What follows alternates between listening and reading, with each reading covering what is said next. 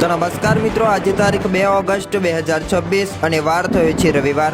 તો જાણી લઈએ આજના તાજા હવામાન સમાચાર, જેમાં મિત્રો ઉત્તર ગુજરાત અને સૌરાષ્ટ્રમાં ભારે વરસાદની આગાહી કરવામાં આવી રહી છે। હવે કયા કયા વિસ્તારોની અંદર કેવું વાતાવરણ રહેશે તેના ઉપર એક નજર કરીશું। તો વિડીયોને અંત સુધી જોતા રહેજો અને આવા જ હવામાન સમાચાર મેળવવા માટે અમારી યુટ્યુબ ચેનલને પણ સબસ્ક્રાઇબ કરી દેજો। આજે વહેલી સવારથી જ મધ્ય ગુજરાત લાગુના વિસ્તારોની અંદર મિત્રો સામાન્યથી મધ્યમ હળવો વરસાદ વરસી રહ્યો છે। ગુજરાતમાં છેલ્લા થોડા દિવસથી મોટાભાગના વિસ્તારોમાં ધોધમાર વરસાદ વરસ્યો છે। તો હવામાન વિભાગે જે લેટેસ્ટ વેધર રિપોર્ટ જણાવ્યું છે તે મુજબ આગામી 7 દિવસ માટે સાર્વત્રિક વરસાદની આગાહી કરવામાં આવી છે। હવામાન વિભાગે 2 ઓગસ્ટ માટે ગુજરાતમાં વરસાદને લઈને નવી આગાહી પણ જાહેર કરી છે। દક્ષિણ પૂર્વ રાજસ્થાન અને આસપાસના વિસ્તારોમાં રહેલો સૂચિન્હિત નીચા દબાણનો વિસ્તાર એટલે કે વેલમાર્ગ લો પ્રેશર એરિયા હજુ પણ સક્રિય છે।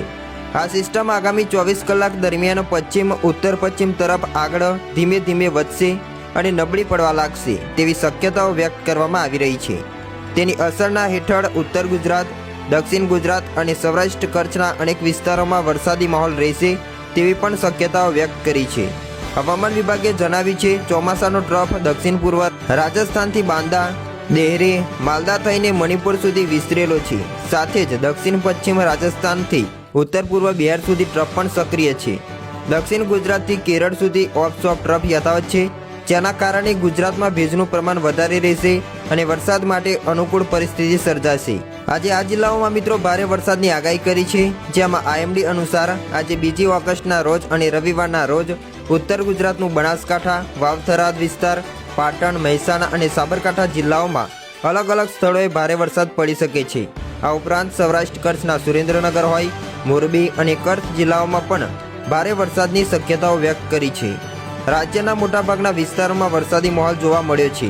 આજે ઉત્તર ગુજરાતના ગાંધીનગર, અરવલ્લી, ખેડા, અમદાવાદ, આણંદ, પંચમહાલ, દાહોદ અને મહીસાગર સહિતના વિસ્તારોમાં પણ હળવાથી મધ્યમ વરસાદની આગાહી છે।